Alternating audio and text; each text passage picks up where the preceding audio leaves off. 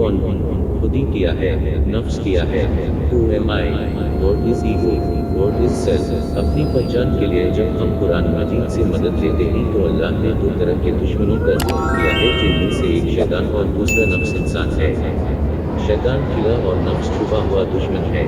शैतान के बारे में इल्माम है, लेकिन नफ्स का इल्म दुश्वार और पोशीदा रहा है। कुरान करीम में इंतहाई शिद्दत के साथ नफ्स के तज़किया का हुक्म दिया गया है।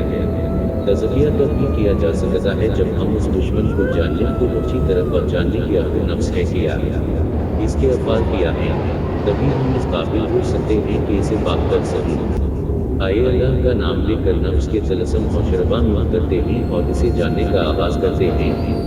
बुनियादी तौर पर नफ्स के तीन हिस्से हैं, बसर, बॉडी, हवास, हुमस, फाइव सेंसेस, ज़हन, माइंड। हम दिल तरतीब तीनों का मुशाहिदा करते हैं। जिस्म माइंड है, बॉडी इज अपीयरेंस। हर जानदार का वजूद उसके जिस्म के साथ है। जिस्म वाहिद जर्सूम सिंगुलर सेल से बना है। ये एक हयातियाती मादा मैटर है। जिस्म बॉडी एक जिंदा चीज नहीं है। हवास हुमस मौजूद ना हो, दिमाग काम ना कर रहा हो तो जिस्म की अपनी हैसियत एक मुद्दा शय की है। जिस्म का अकल से बराह रास्त कोई ज्यादा ताल्लुक नहीं है। जिस्म दीवानी है और इसमें दो जिबिल्लतें हैं, बचाव सर्वाइवल और अफजाइश नस्ल यानी रिप्रोडक्शन। जिस्म सिर्फ भूख मटाने और अपनी पैदावार बढ़ाने रिप्रोडक्शन में दिलचस्पी रखता है, इसे बाकी किसी शय से गर्ज नहीं हो कि इंसानी जिस्म अपनी बनावट और नफासत के एतबार से तमाम मामूली अक़साम में आला वजूद रखता है, लेकिन फिर भी ये एक अटल हकीकत है कि बुनियादी तौर पर हैवान और इंसान के जिस्म में हयातियाती एतबार से कोई ज़्यादा फ़र्क मौजूद नहीं। ज़िंदगी इसकी सरशत है, ये बज़ात खुद सनत ज़िंदगी है। उसे इस दुनिया में बचने के लिए, सर्वाइव करने के लिए खुराक चाहिए और यही इसकी अवलीन तरजीह है। भूख मटाने के बाद ये खुद को अबदी अटनल करना चाहता है, लाजवाल होना चाहता है। इसके लिए इसके पास सिर्फ यही एक रास्ता बचता है कि वो अपनी नस्ल को जिनसी अमल सेक्स से आगे बढ़ाए। इसके लिए ये किसी लज़्ज़त का तलबगार नहीं। लज़्ज़त प्लेजर जिस्म का नहीं, ज़हन का मसला है। इसे तो सिर्फ खुद को आगे बढ़ाना है, ऑर्गेनिज्म को डिलीवर करना है ताकि ज़िंदगी कायम रख सके। यही इसकी अकल है और इतना ही इसका मुक़द्दर है।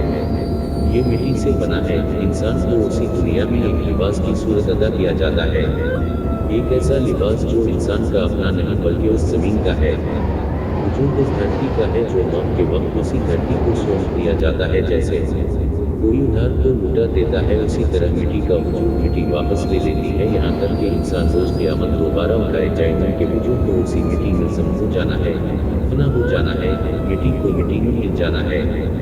जिस्म नहीं जानता कि वो जिंदा है या मुर्दा, इसे कोई खबर नहीं कि तकलीफ क्या शय है। ये सब तो उसे ज़हन बताता है, हवास बताते हैं।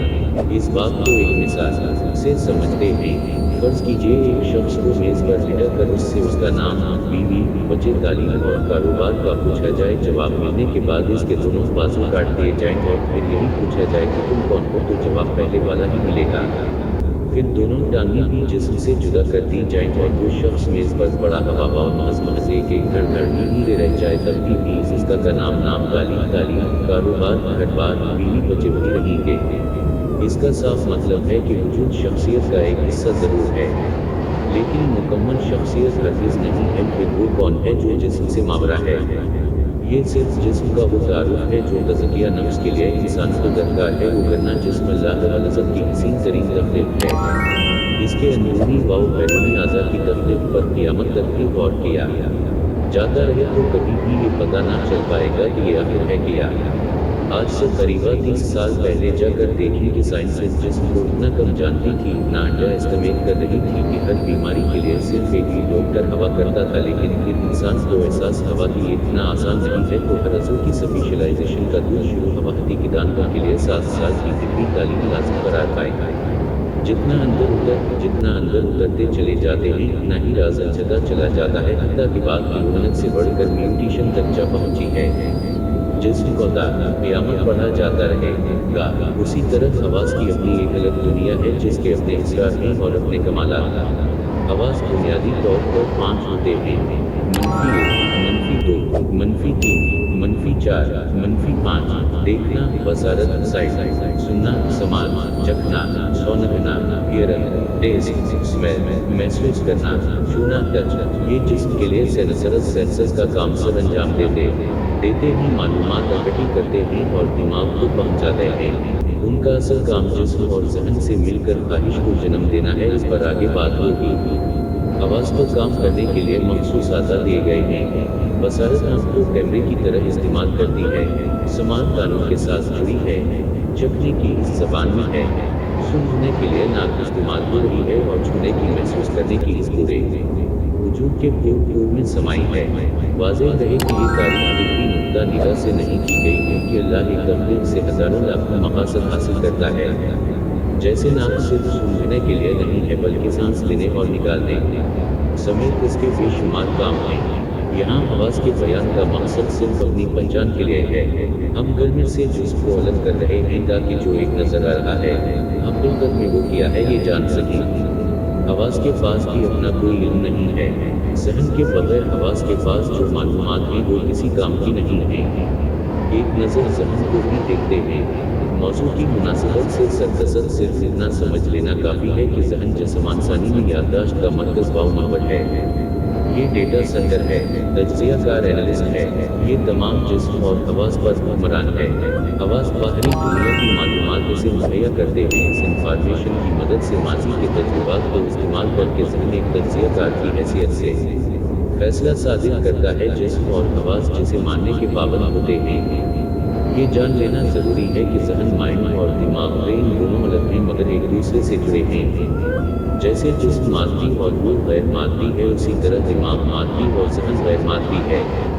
دماغ اعصابی نظام کا بہت سے دوسرے خلیات سے مل کر بنا ہے جن کو دیکھا جا سکتا ہے چھوا جا سکتا ہے جبکہ ذہن غیر مادی ہے یہ سوچ کا نام ہے ذہن دماغ کے ذریعے تمام جسم انسانی سے جڑاجیل ہے نفس انسان ان تین حصوں سے مل کر بنا ہے جسم آواز اور ذہن یہ تینوں ایک دوسرے کے بغیر بیکار ہیں کسی ایک کی دوسرے کے بغیر کوئی حیثیت نہیں ہے اگر اس سوال پر گہرائی سے غور کیا جائے کہ میں کون ہوں تو انسان بڑھتا حیرت میں گم ہو جاتا ہے کیا میں جسم کیا میں احساس کیا میں ذہن ہوں جب بھی کوئی اندر اتر کر دیکھتا ہے تو پاتا ہے کہ میں یہ سب نہیں ہوں میں ان سب سے ماورا ہوں میں ایک حقیقت منتظر ہوں میری عزت میرے خیالات جذبات میرا علم میرا علم میری دنیا یہ سب کس کا ہے یہ عزت کس کی ہے کیا عزت میرے جسم کی ہے احساس کی یا پھر میرے ذہن کی ان سوالوں کے جواب جاننے کے لیے آئیے نفس کی قدر گہرائی میں اترتے ہیں